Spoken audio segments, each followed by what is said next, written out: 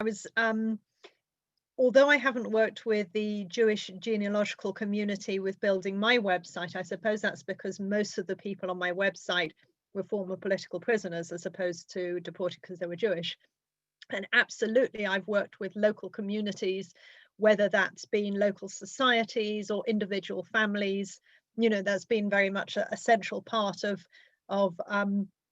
being able to say more on my website, because there's one story that's told by the archives, and then there's another story that's told by the family with all of the anecdotes and the further information about the person. And really, it's been very powerful to be able to bring together both parts, so the families feel that the story represents them and the story that's been inherited by them, as well as what the archives can bring to it. But maybe some of my colleagues have worked with Jewish genealogists. Christian?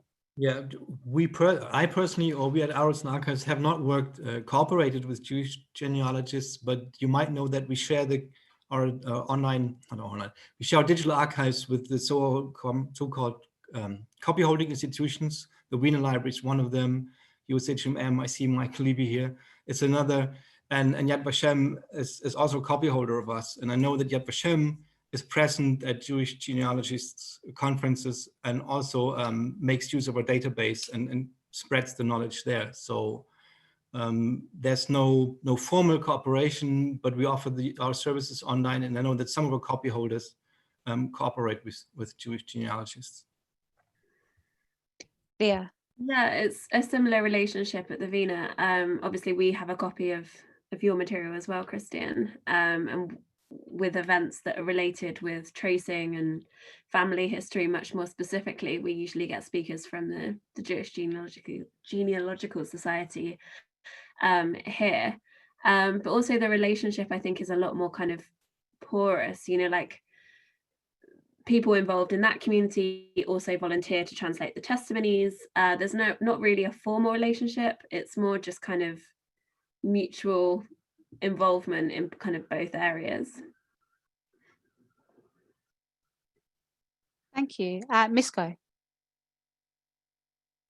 Yeah, I think one of the things that we learned to do quite well is to transform the archival documents into stories, like in our project with the graphic novels about the Holocaust.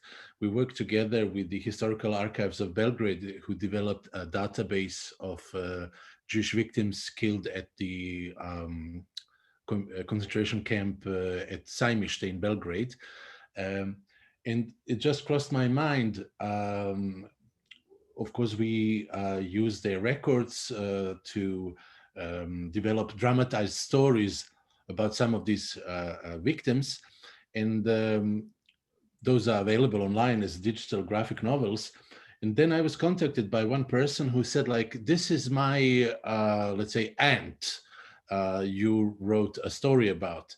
And I got a little bit worried because, I mean, everything in this story was not exactly historically accurate. I have to rephrase this. Everything was historically accurate, but the relationships and dialogues were dramatized, of course. So I told this person, well, I'm sorry, you know, this is a dramatized story. It might not be exactly as it was, but he said, no. I didn't have anything. I didn't know anything about my cousins and relatives who perished. So now I have it. This is fantastic. So there is a huge need. There is a huge gap there between all these people who actually survived and their families, who would like to know, who would like to learn, and not often they are able and capable to get in touch with Arolsen Archives, or there is not always a website that Jill created for them. So we should think about it. How could we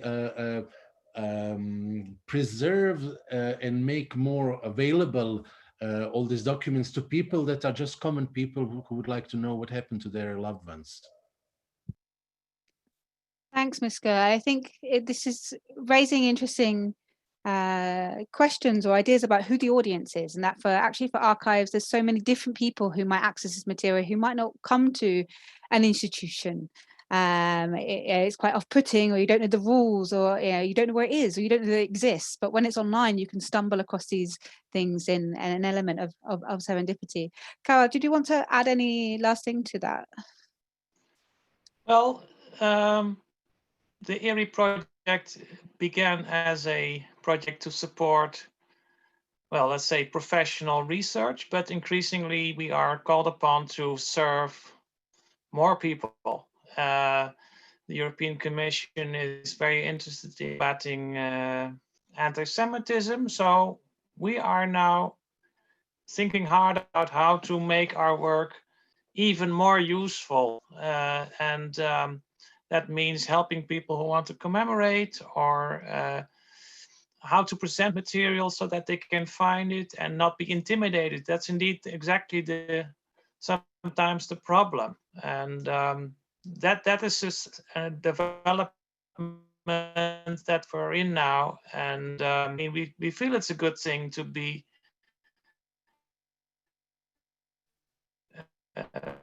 very open and accessible. But we're broadening the ERI project and hoping to work with others to make it happen.